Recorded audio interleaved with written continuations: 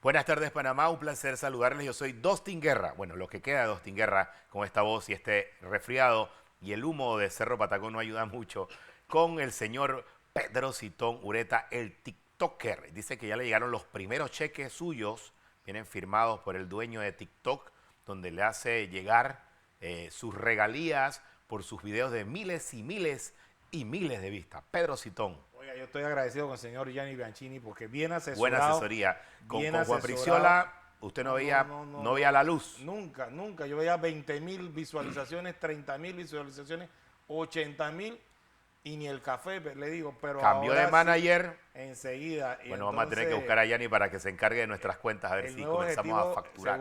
según TikTok, el nuevo objetivo es que necesito 200 seguidores nuevos para poder llegar entonces a monetizar con videos live. Ah, mire usted, No, sí, para que le hagan regalitos. exactamente, Mire todas usted. las cosas. Pero bueno, Próximamente, Pedro Citón en OnlyFans. no, Ahí no, sí va no, a no, ser no, no, mucha no, no, plata. no, no, no. Oiga, pero antes Ahí que se se va a me... llenar. No, no, usted es bien burlesco, usted es bien burlesco. Mande Pero su oiga, saludo. un saludo muy especial para Marlene González, que es de Calobra, allá de Veraguas, una fiel seguidora mía de TikTok y que ve este programa y que exige que sea de lunes a viernes por hora y media.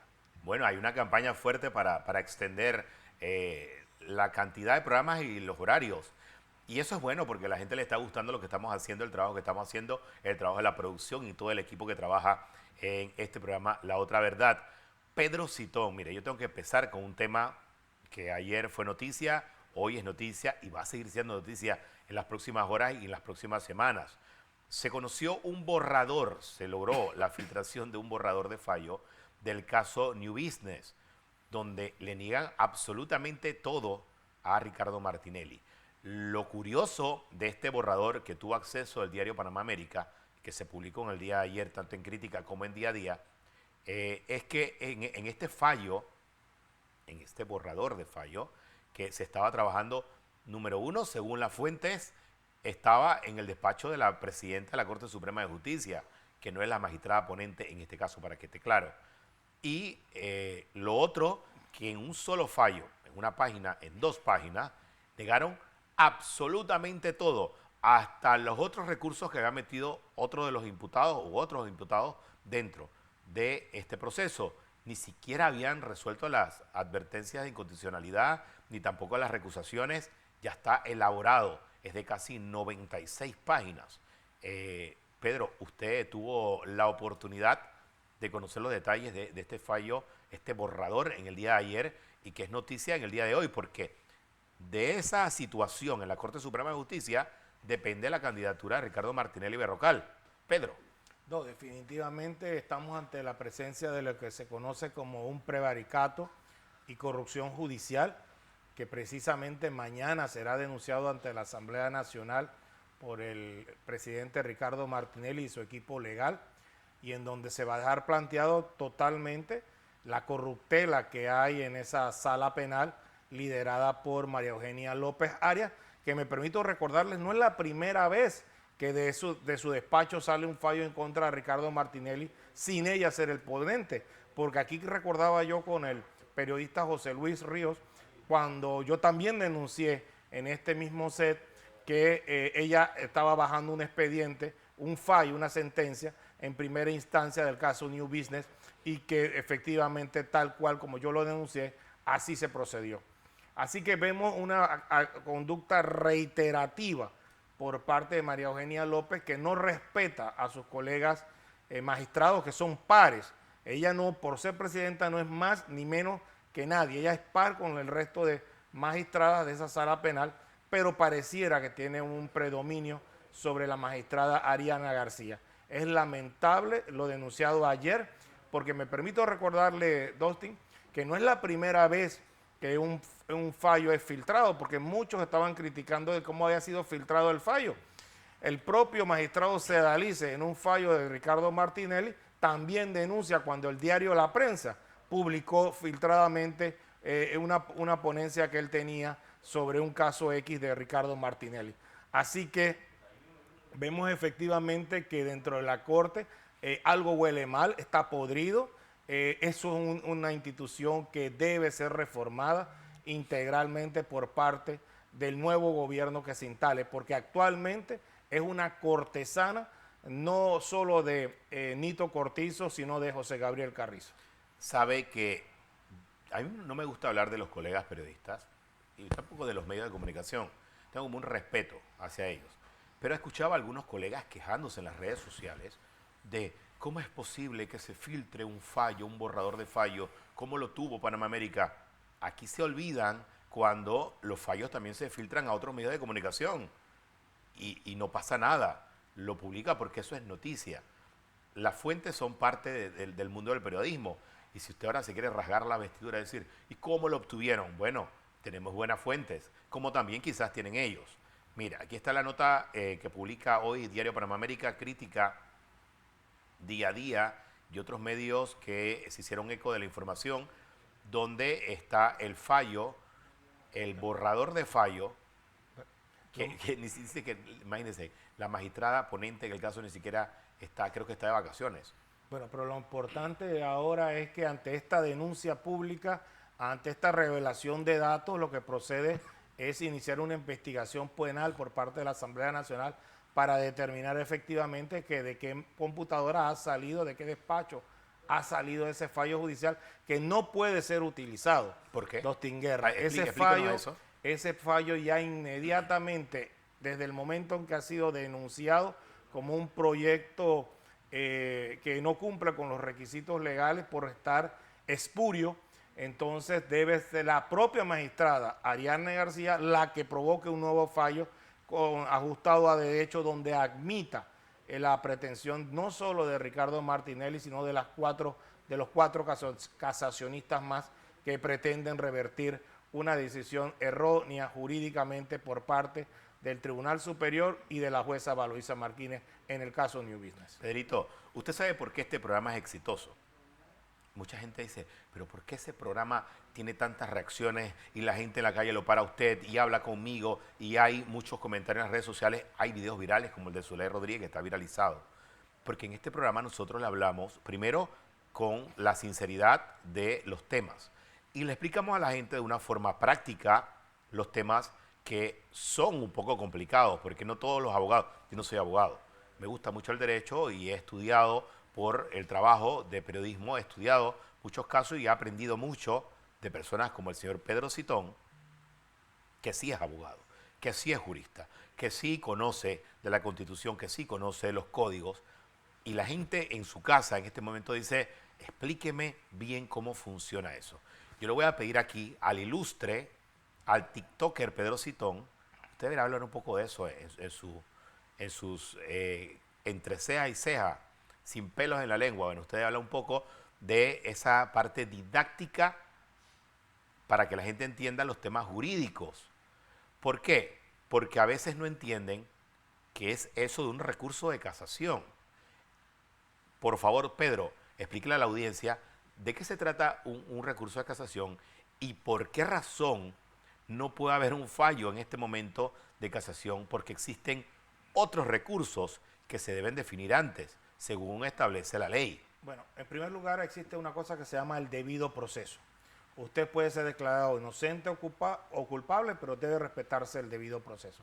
Y en ese debido proceso, los juicios penales en el sistema inquisitivo tienen una primera instancia, una segunda instancia y un recurso extraordinario que se llama de casación.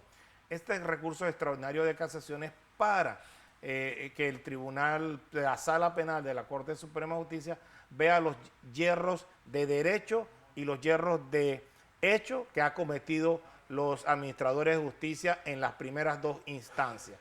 Efectivamente, el espíritu de la ley es que sea un recurso formal, no cualquiera puede acceder a él, pero una vez que ya está usted dentro de ese recurso, debería ser admitido. Y la barra de abogados del Colegio Nacional de Abogados hacía abogados siempre porque sean admitidos.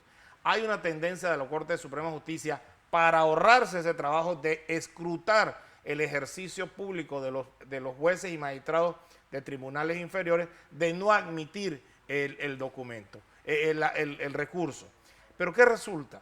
En el caso específico de Ricardo Martinelli, él tiene un recurso de recusación contra la magistrada María Eugenia López Arias, que se va a ver reforzado mañana cuando se presente la querella nuevamente contra esa funcionaria. Pero adicional a ello, hay una advertencia de constitucionalidad. Esa advertencia de constitucionalidad suspende el proceso de casación hasta el estado de decidir. ¿Qué quiere decir esto? ¿Quién decide? ¿Qué quiere decir esto? Que los 9 magistrados de la Corte Suprema de Justicia tienen que tener un acuerdo de sala, perdón, un acuerdo de pleno, en donde ellos decidan que efectivamente se admite o no la advertencia de inconstitucionalidad. Si se llegara a admitir, el proceso de casación de recurso se suspende hasta que se decida la advertencia de inconstitucionalidad. Y en el caso de ser descartada, entonces es que puede fallar.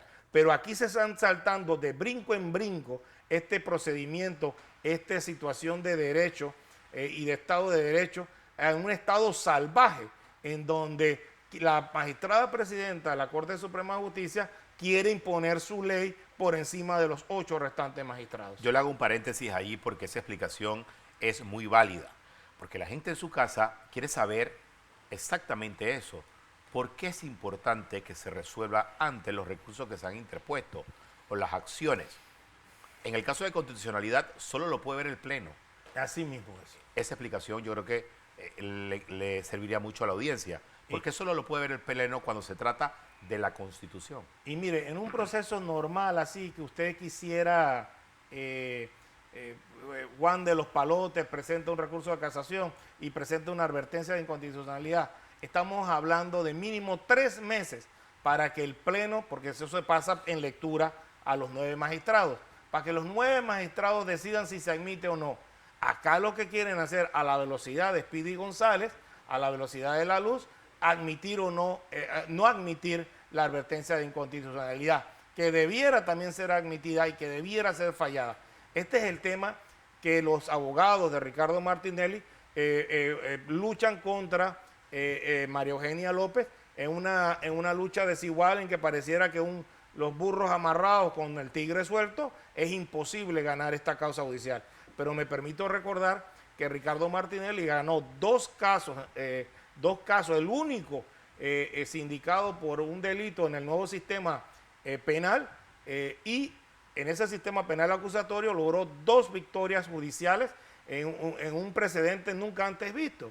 Entonces, lo único que creo que están pidiendo, principalmente al abogado Carrillo, que lidera este proceso, es que haya igualdad de oportunidades, que no haya imparcialidad judicial, que haya una realmente independencia judicial que permita que los tiempos procesales se cumplan.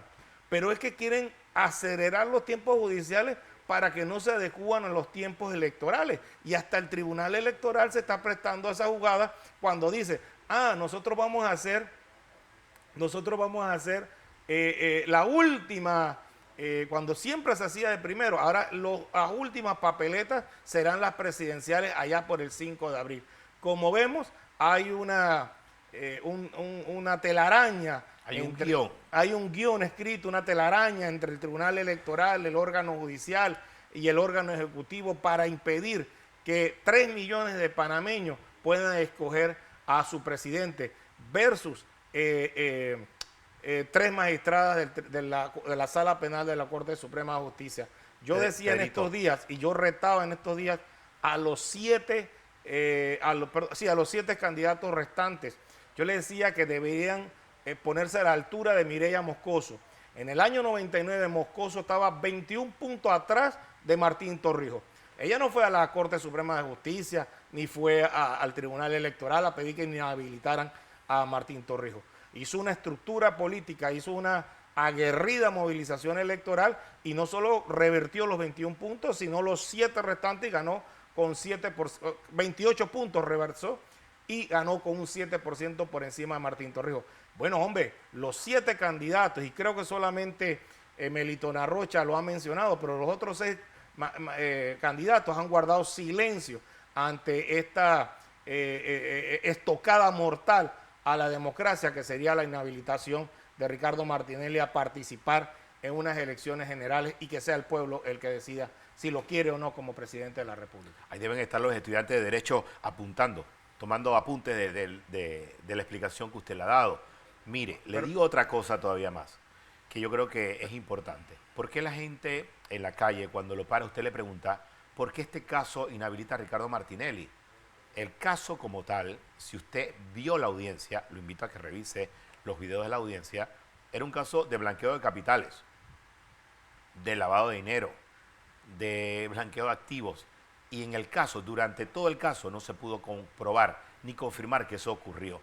Todos los dineros, la mayoría de los dineros, venían de los mismos bancos, venían de cuentas formales por los que no podía haber un lavado de dinero. Directamente en el caso de Ricardo Martinelli, el propio perito de la policía de la DIJ, no recuerdo el nombre. Su amigo. Sí, él dijo, ante pregunta del abogado Ricardo Martinelli, que todos los fondos de Ricardo Martinelli eran lícitos.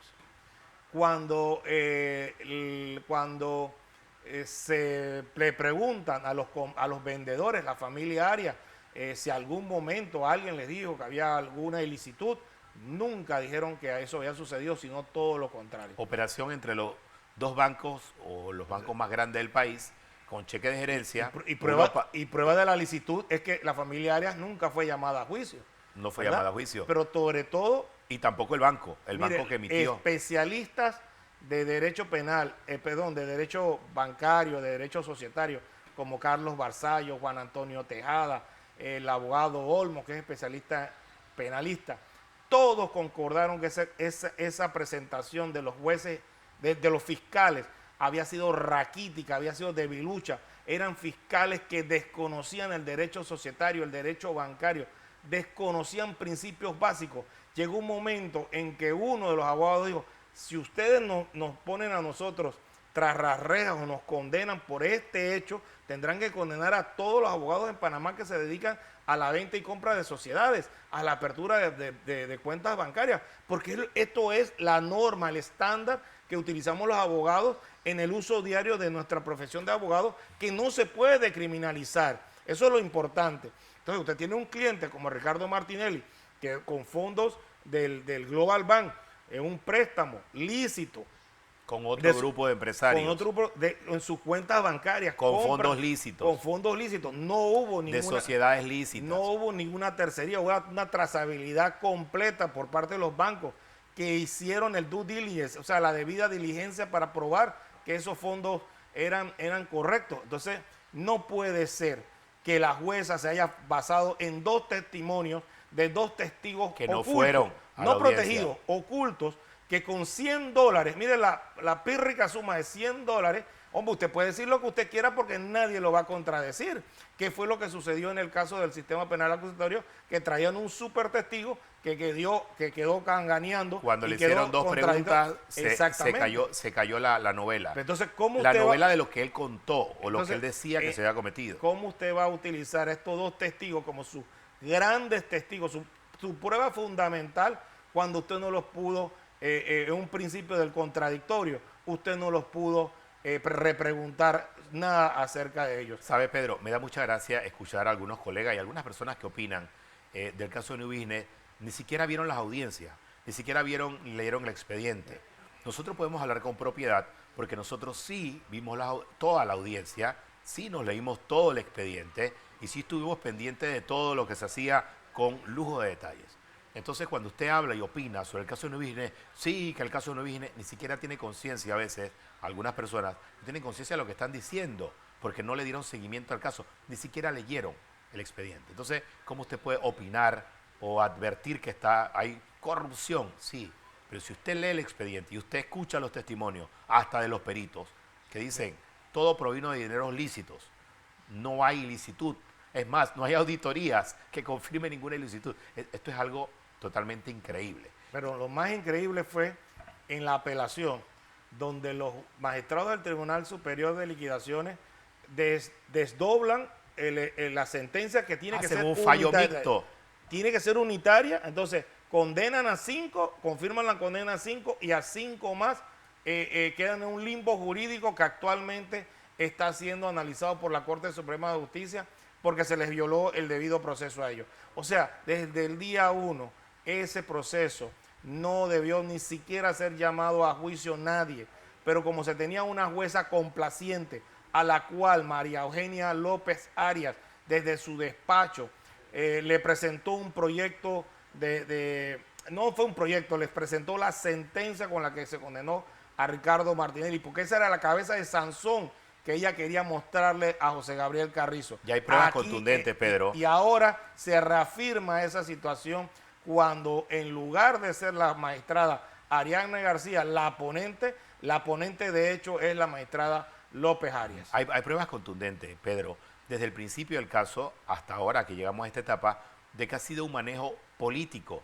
¿Y por qué yo le digo esto? Porque cuando usted analiza todo lo que ha ocurrido, los tiempos, se han recortado los tiempos para presentar los recursos, el fallo de la jueza Valoisa Martínez metió al grupo EPASA como empresa, como sociedad, disuelve 2 sociedades y traslada unas acciones que todavía nadie sabe dónde están. Mire, en el caso de Brecht, la misma situación que pasa, la jueza determinó que no había validez para incluir a Ricamar dentro del proceso de Brecht. Utilizando un argumento en sentido contrario, decomisa las acciones del diario EPASA y cierra 3 medios de comunicación. Y cierra 3 medios de comunicación. No se le olvide eso. Como si fuera la una jueza Valoisa torquemada. Martínez, validada por los magistrados del segundo tribunal y amparada ahora por la presidenta de la Corte Suprema de Justicia, están cerrando 3 medios de comunicación con más de 100 personas y familias que dependen de ellos. Sí, porque ahora no es no se olvide te callan, esa me parte. callan. Ahora ese lema no funciona. Eso es selectivo.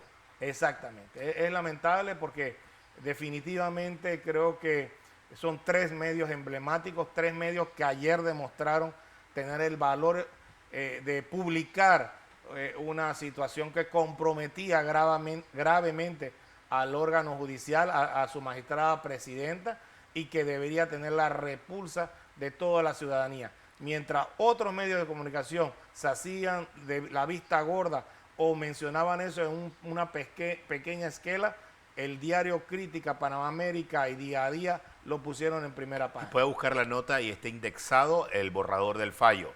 Mire, a esta hora, a las 3:22, todavía no he recibido todavía yo, no sé si usted ha visto algo, Pedro, en las redes, ningún comunicado de la Corte Suprema de Justicia. El que calla otorga. No han dicho nada. Salgan a explicar ese borrador y por qué ya lo tenían listo y por qué estaba supuestamente en un despacho donde no debería estar. Todas esas explicaciones deberían darlas. Ahí están las pruebas existen. Vamos a la pausa y vamos a regresar con más de este tema porque consideramos que es un tema bien importante y que puede definir las elecciones del próximo 5 de mayo, por si está jugando la habilitación o inhabilitación del candidato con más opciones hasta el día de hoy en las elecciones, en todas las proyecciones que existen. Hacemos una pausa y volvemos con este programa. No se vaya.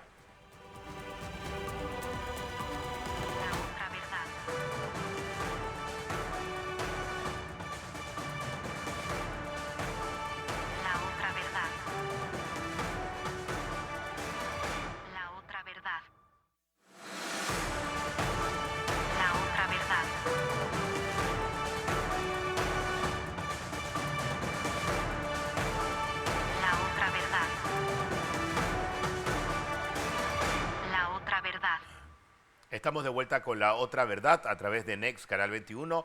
Recuerde seguirnos en todas nuestras redes sociales, @La Otra Verdad Panamá, @Dostin Guerra, DUSTIN Guerra. Ahí con mucho gusto le aceptamos la solicitud. Y el TikToker Pedro Citón lo puede seguir en @PedroCitón66. No, Pedro Citón. Pedro Citón, eso es en TikTok. Sí, señor. Y en Instagram ya no quiere Citón, nada. no, ya eso de eso. Ya. Eso Ahora no usted es factura TikToker. uno, no factura. Usted vio que allí le llegó como un regalito de $100 en TikTok y ahora todo es TikTok. Todo. Ya lo ve usted haciendo. No, ya estoy bajando la caja registradora finalmente. Mire usted, He visto la luz. Hay niveles y niveles. Está Pedro Citón y los niveles. Oiga, usted sabe que el hijo de Delfia Cortés confirmó hoy que va a reemplazar a su mamá en la candidatura a la Diputación de Colón. Excelente, me parece muy sabia esa decisión del joven de aceptar el reto, la posta. Víctor, creo que se llama Sí, Víctor. de Víctor de Jesús Castillo. Víctor de Jesús, correcto. Me parece excelente porque Creo que lo que hubiera deseado Delfia, que su legado siguiera vivo, su legado político Tenemos siguiera en vivo. producción lo de Víctor. Ah, ok, vamos a ver si tenemos esa información porque me parece interesante. Recordemos que un SOT. Vamos a ver el anuncio que hace el hijo de Delfia Cortés, la colega amiga que hoy en paz descanse, eh, donde su hijo confirma en el día de hoy que será el candidato a diputado de Colón, reemplazando a su madre. Veamos. Bueno, quisiera darle el día de hoy gracias a todos los medios por estar aquí. Quiero que sepan que a partir de hoy voy a asumir la aspiración, el sueño que tuvo mi madre, de representar a Colón desde una diputación.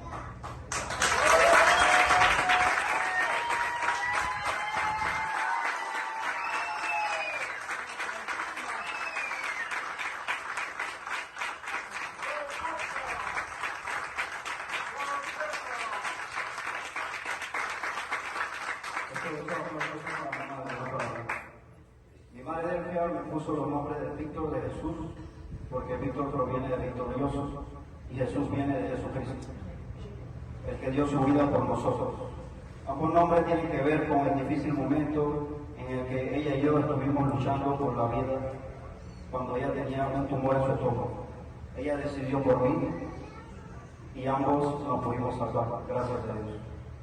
Hoy me comprometo con Colón en este reto que viene de mi nombre, de seguir la bandera de mi madre, de ser victorioso.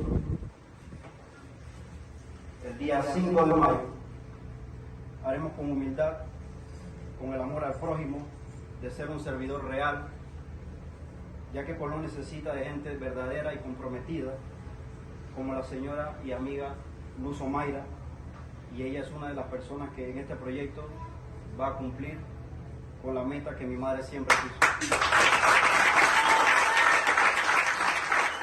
Es momento de poner un alto al abandono y no es una consigna, es un compromiso que tenemos nosotros como familia y como decía mi madre, no más, basta ya.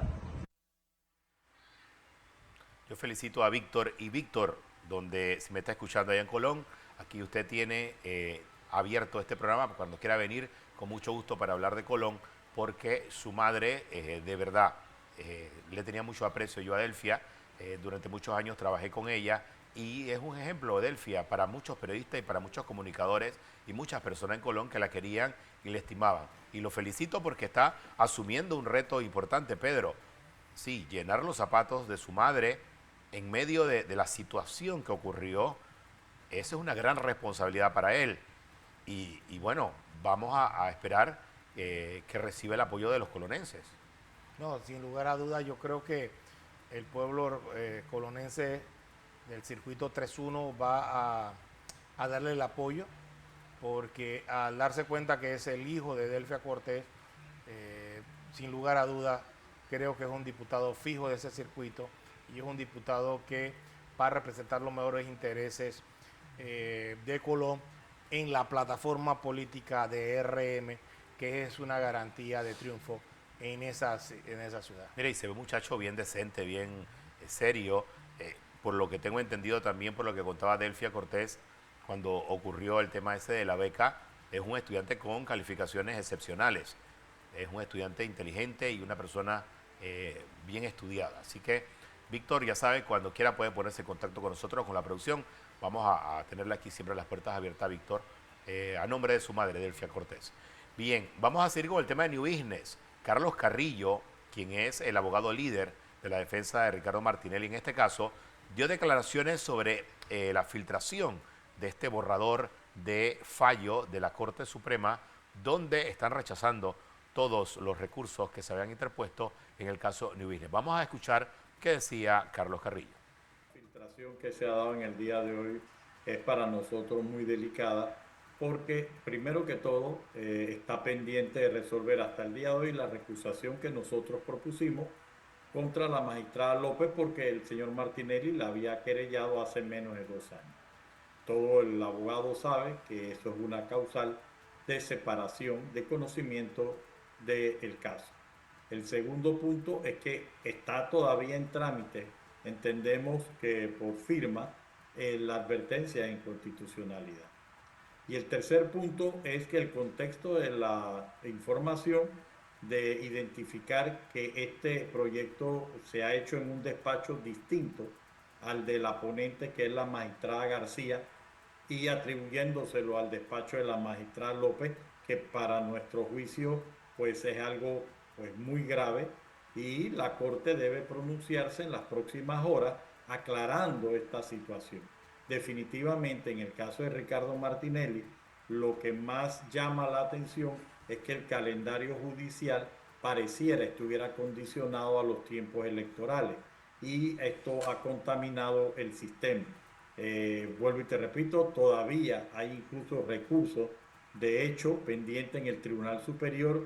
Hay 27 páginas de inconsistencias certificadas por el secretario del Tribunal Superior, y que se entre a resolver una admisibilidad en base a consideraciones formales que se sustentan, algunas de ellas en errores del propio expediente y no del accionante, es grave. Yo siento que la magistrada García, una vez tenga conocimiento de esto, debe poner los correctivos correspondientes y por lo menos darnos el derecho del debido proceso como ejemplo de la Corte Suprema de Justicia. El sistema se está deteriorando y vuelvo y te repito, es muy grave que el señalamiento que se ha hecho de un proyecto realizado en otro despacho, y eso es grave porque también en las irregularidades de la digitalización había digitalización en computadoras Mac que no pertenecen al órgano judicial, porque no tienen ese servicio. Entonces, esto sí es preocupante, y bueno, esperemos que se pueda ajustar a derecho. No vamos a hacer consideraciones sobre ese documento porque nos parece un acto totalmente violatorio de cualquier consideración jurídica. Para nuestro juicio, esta situación es grave, y no tan solo la sala, sino el Pleno de la Corte debe tomar los correctivos correspondientes.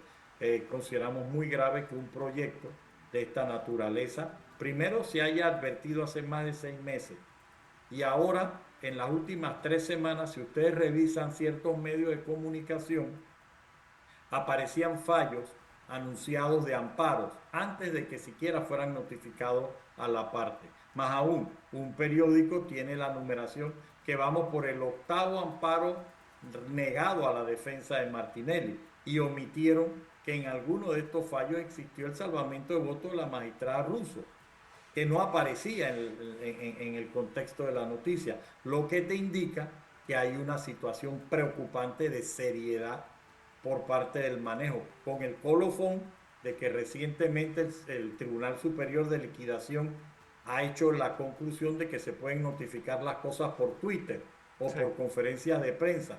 Esto, en el caso de Martinelli, está trastocando toda la justicia, y hay que hacer un alto. Hay que hacer un alto y que los responsables asuman las consecuencias de esto.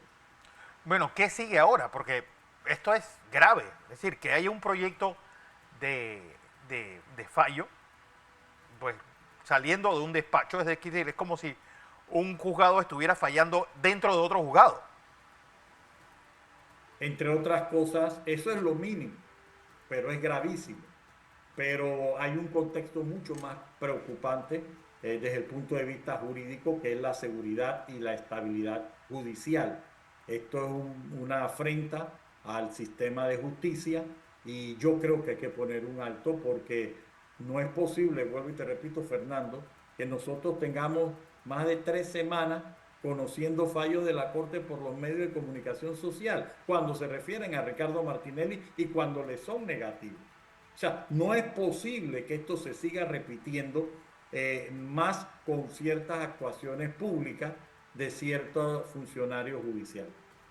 Bueno, lo cierto, Carlos, es que, ¿sabes?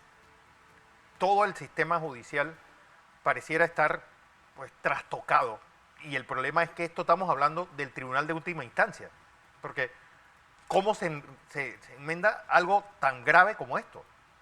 ¿quién le tocaría? Muy difícil enmendarlo.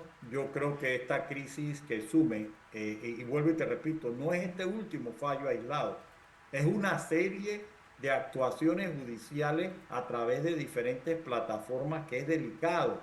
Entonces, ¿qué tipo de justicia se puede tener cuando aquí lo que están impidiendo es que se discuta y se demuestre al público que hubo dos testigos protegidos que sirvieron para condenar a Ricardo Martinelli y que no le dieron la oportunidad a su defensa?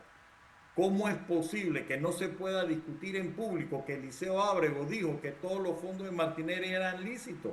¿Cómo es posible que una sociedad se le atribuya el 60% de acciones a una persona cuando ni siquiera se tienen libros ni coinciden las cantidades? Y peor aún, cuando todas las personas que pusieron el dinero, todas, han dicho que la plata que pusieron, ellos decían, eran lícitos, pero se convierten en ilícitos imputándoselo a Martinelli. Y bueno, aquí hay una serie de situaciones antiéticas desde el punto de vista del cuestionamiento que el hermano de una fiscal fue el que negoció todos los acuerdos, o los más relevantes. Entonces, son cosas que si el sistema por ética no evacúa, lo que está colapsando. Y yo siento que es el momento de que en el ministerio... Bien, eran las declaraciones del abogado Carlos Carrillo a Fernando Correa, hablando precisamente de la filtración de este borrador de fallo. Acá entre bastidores conversaba yo con Pedro de que desde hace algunas semanas nosotros, nuestros topos jurídicos, porque yo tengo topos, Pedro tiene topos, otros tienen topos y todo el mundo tiene topos, vienen advirtiendo de que se estaba trabajando ya un borrador de fallo y que iba a estar listo para que solo se firmara y se pusiera a circular. Mire, la magistrada Ariana García es una magistrada muy seria. Yo la conozco de la universidad, ella es un año mayor que yo, es una mujer muy docta en sus fallos, en su jurisprudencia. A mí me extraña sobremanera la situación que se está viviendo, que es manifiesta y obvia, que hay una situación en donde la presidenta de la Corte de Suprema Justicia está abusando de su posición de poder para intimidar al resto de los magistrados. Y esto se sabe porque, como usted dice, en los corillos judiciales, allí se conocen muchas historias de terror de parte de esta magistrada presidenta en contra de funcionarios subalternos y también de sus propios colegas con los cuales tiene roces a diario. Dicho esto, sí, creo que hoy era el día que la Corte, la magistrada María Eugenia López pensaba hacer un pleno para tumbar la advertencia de inconstitucionalidad y sacar el proyecto de fallo que ella tenía ya planificado hacer e inhabilitar a Ricardo Martinelli a partir de su notificación.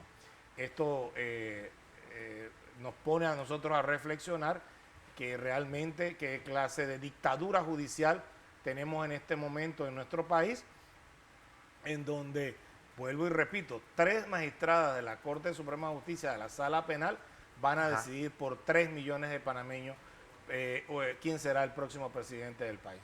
¿Será, Pedrito, que las elecciones se van a decidir así?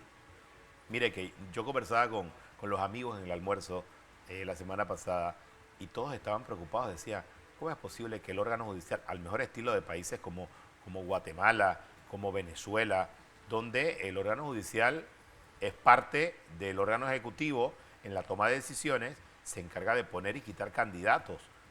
¿Será que el órgano judicial en Panamá va a ser utilizado para sacar a un candidato de la carrera presidencial, el candidato con mayor opción?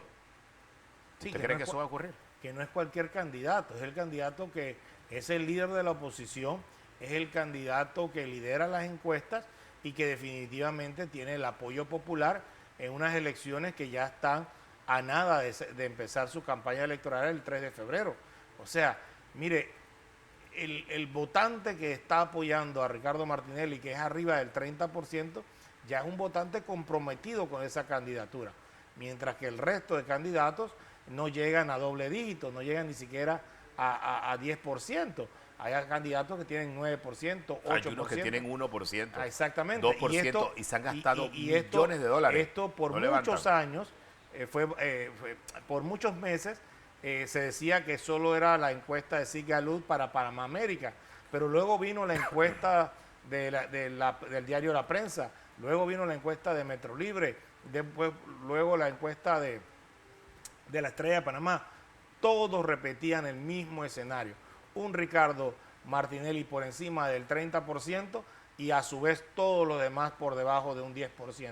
Y esa es la constante que tenemos actualmente. Y no ha empezado la carrera presidencial que empieza el 3 de febrero. Imagínense usted unas elecciones cortas, unas elecciones donde la reactivación económica será la base principal de cualquier candidato que quiera ganar las elecciones de mayo del 2024. Hoy tenemos tiempo para hablar del tema de la economía, el tema de los bancos, el ajuste de la tasa de interés y también otros incrementos que se han venido dando en los últimos días. Pero yo quiero volver a poner una entrevista que está viral. Yo también tengo mis videos virales, Pedro. No, yo me he dado cuenta. Usted no es el único, yo también tengo No. videos virales de este programa.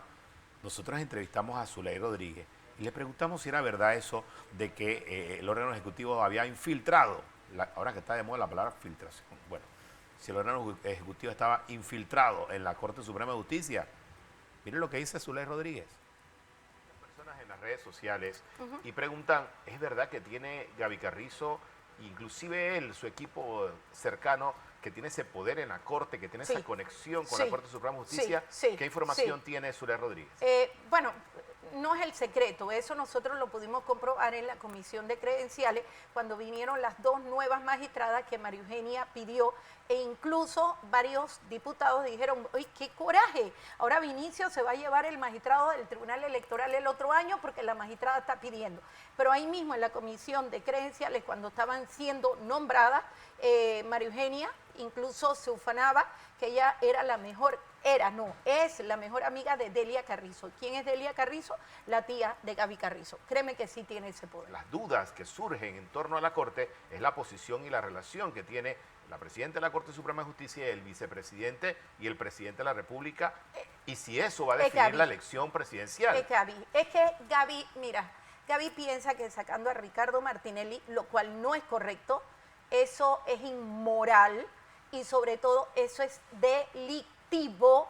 Piensa que sacándolo de la ecuación, entonces él saca su 22%, donde en un escenario sumamente dividido, piensa que el PRD, a través de los representantes, los diputados, los alcaldes, le van a sacar los votos. Lo que él no se ha dado cuenta que hay rechazo hacia un candidato impuesto por el órgano ejecutivo, en este caso Vinicio, del órgano legislativo y el presidente Laurentino Nito Cortizo.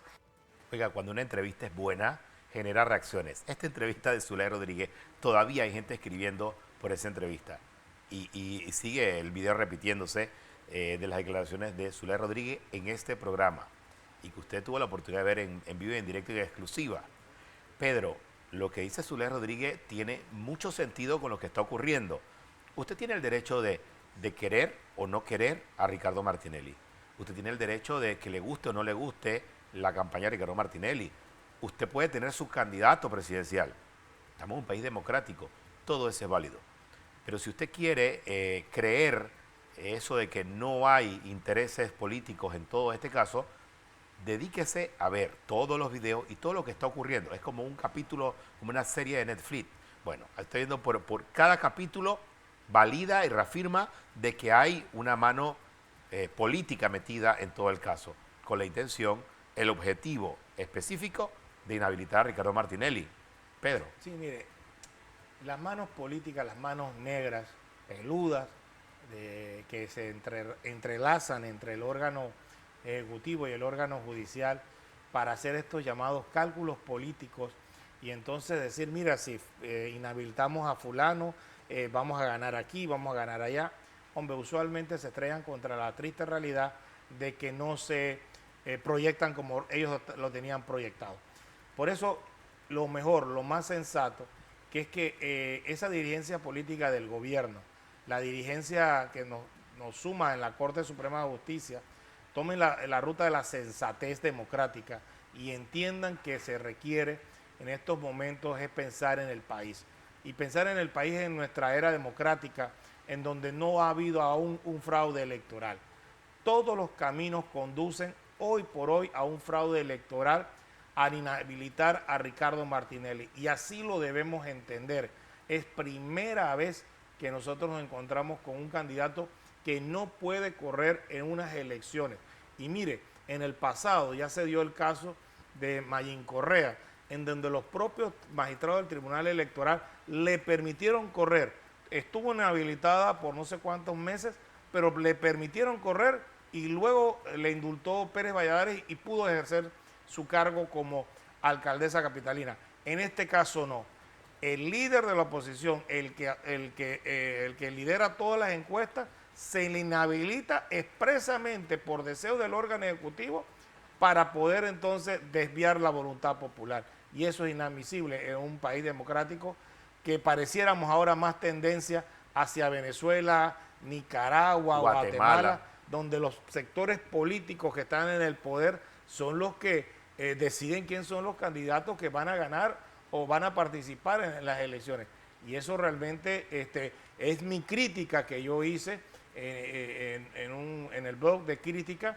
Que le cambié el nombre. Entre ceja y ceja. ¿Pero por qué se puso usted ese Espera, nombre? pero déjeme terminar la idea. Entre porque ceja lo que y yo ceja. quería Usted no tiene ceja. era decirle a los candidatos, a los 7 candidatos, oye, protesten porque no pueden ser zánganos políticos que están esperando calladamente que inhabiliten a Ricardo Martinelli para poder tener una opción de triunfo en mayo del 2024. Usted es un maestro del marketing de los medios.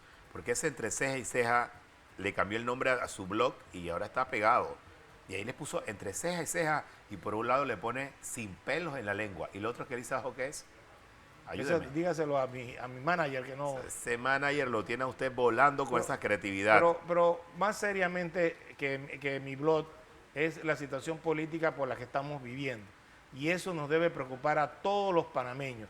Mire, la explosión social que se puede dar por parte de los participantes, de los militantes, realizando metas ante la inhabilitación de Ricardo Martinelli, debería preocuparle al gobierno. Porque si ya en noviembre tuvimos los desórdenes sociales que tuvimos, imagínense una inhabilitación de Ricardo Martinelli en donde se sienta esta población, el 30 y pico % de la población que no podrá participar en su candidato. Eso debería ser para reflexionar al gobierno de que la paz social en este país se va a ir perdiendo. ¿Y usted cómo se puede, hay mucha gente que se puede jactar de democráticos, de respetar el derecho, de las leyes? Mire, si las elecciones son democráticas, deje que la mayoría de los panameños decida por quién quiere votar. Deje que el panameño que tiene la oportunidad de ir a una elección con su voto decida quién va a ser el presidente o la presidenta, o quién va a ser su diputado, su alcalde, su representante. Eso es lo democrático. Pero aquí hay mucha gente que se llena la boca diciendo, no, yo soy democrático y anticorrupción y todo eso, pero no quiere que haya unas elecciones generales. O sea, quieren sacar a un candidato de la carrera y que corran los candidatos que ni siquiera marcan las encuestas. O sea, ni siquiera la gente lo tiene en el radar, para estar claro. Oiga, por cierto, dice que mañana, desde las 6 de la tarde, en el Tribunal Electoral se está invitando a los 8 candidatos presidenciales a hablar de educación en el evento 24 para el 24. ¿Será la educación una prioridad en sus planes de gobierno? Vamos a estar pendientes de qué ocurra en ese foro. Por cierto, Pedro, ¿usted ha visto los planes de gobierno de los candidatos? Mire, A excepción de Ricardo Martinelli, que sí ha hablado y que tiene como bandera política o bandera de campaña el tema del tren hasta Chiriquí y otras modificaciones, otros proyectos aquí en la ciudad capital y en el interior. mire, yo desde, Pero yo no he visto nada. desde 1984 fue mi primera campaña política. Yo tenía 18 años en ese momento. Yo pegaba pancartas con engrudo, era mi trabajo en esa época. Y yo he escuchado eso de los programas y los planes de gobierno. La mayoría de esos programas y planes de gobierno no se cumplen. Y no se cumplen por X, Y o Z motivo. Y tampoco se leen por el electorado. Eso es una pérdida de tiempo, pero se cumple con las formalidades. Por eso, lo que necesita ahora mismo el país es la certeza de que tenga un gurú, un líder, una persona que lleve a este país a la reactivación económica. Podemos hablar, mire, yo lo he dicho muy cándidamente o muy descarnadamente, como usted quiera verlo. Podemos O descaradamente. hablar, no, descaradamente no, descarnadamente. Podemos hablar de educación, salud, medio ambiente, el agua, etcétera. De los pajaritos. De los pajaritos y de los palomitos y lo que usted quiera. Pero lo que el pueblo necesita ahora mismo y tiene toda su fe centrada es en la reactivación económica. Y con eso vamos a venir después de la pausa para cerrar el programa. Quiero hablar del tema económico, porque dice que los bancos le están pasando la motosierra al bolsillo de muchos Prepárese panameños. usted, Jessica, ahora para los busitos amarillos. No me hable de eso. Le aumentaron. Pedro, $20 no me más ahora va a hable- pagar. Pedro, sea serio, no me hable de eso. Yo creo que esos muchachos se van a tener que venir caminando. Se van a tener que venir, voy a comprarle una bicicleta. Una scooter ¿Usted se de imagina esas? esos niños bajando en bicicleta de No, las no. montañas? No. Vamos a la pausa y volvemos. No se vayan. La otra verdad.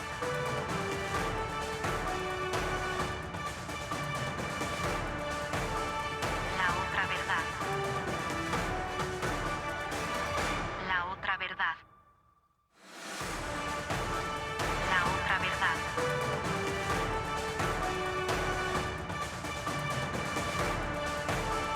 La otra verdad. La otra verdad. Gracias por estar con nosotros aquí en La Otra Verdad. Yo conversando con Pedro en los cambios comerciales, de que los bancos están agresivos, lo están llamando, lo están presionando, lo están amenazando, le están aumentando los intereses, pero Pedro me acaba de dar un dato maravilloso, revelador. Vamos. No, es básicamente que la ley de remates judiciales cambió. Ya los remates judiciales no se van a dar por el valor catastral de una vivienda, Escucha sino eso. por el valor de un avalúo comercial. Usualmente entonces el remanente del dinero, que usualmente es a favor del deudor que está siendo rematado, pues le va a ser entregado. O sea que antes llegaba el caso que un deudor podía hasta deberle al banco en un remate por una serie de artimañas, pero en esta ocasión pues los bancos están siendo más flexibles a la hora de rematar. Pero como sea, la situación económica está muy difícil. Sin Pero lugar yo a creo que duda. después de pandemia, todo el mundo quedó debiéndole al banco algo. Sí, pero todavía había como una especie de reactivación económica lenta, pero había. Lo que está sucediendo en estos 6 primeros meses, usted hubiera podido decir, bueno, empezamos con enero, hay un optimismo del consumidor, hay un optimismo del inversor, pero realmente toda la situación que se dio en los primeros 15 días desanimó tanto al consumidor como a los inversionistas. Entonces todo el mundo, no todo el mundo, pero una gran cantidad de panameños que están cruzando dedos y pidiéndole a Don Bosco llegar al 3 de febrero. Porque al 3 de febrero pues se abre la campaña electoral, los partidos políticos, por ejemplo el señor Barletta del PRD se llevó $8 millones Mucha para plata. hacer campaña publicitaria al PRD, para que usted tenga una idea, y así otros partidos políticos. Yo voy en también. esa procesión de Don Bosco. Yo voy a la suya y vamos Vamos caminando. a tener ¿no? que ir. Yo tengo la gatita de los chinos. Todos Dice, los días. por cierto, aquí me llegó una denuncia de que se perdió la gatita de una tienda de un chinito por ahí y Ese usted no está en las soy yo, ese cámaras. no soy yo. Se parece a usted. Pero- Lo reconocieron por la ceja. Vivo, Pero bueno, vivo Pedro.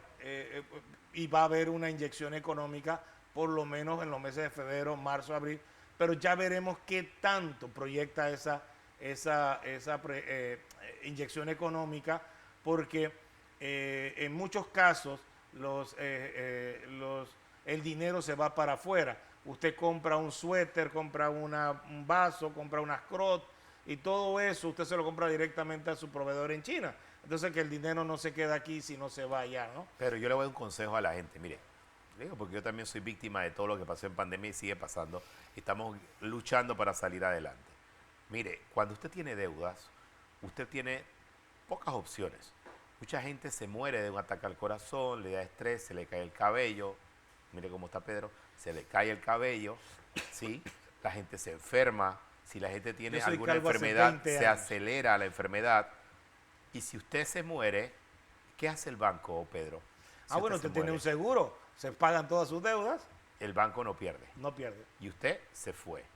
Entonces, a veces hay que meterle un break, coger un 5 y decir, ok, trate de cumplir con sus deudas, pero si usted no puede, no se vaya a morir y a enfermar, porque mucha gente, usted piensa que son pocos, no, créame que no.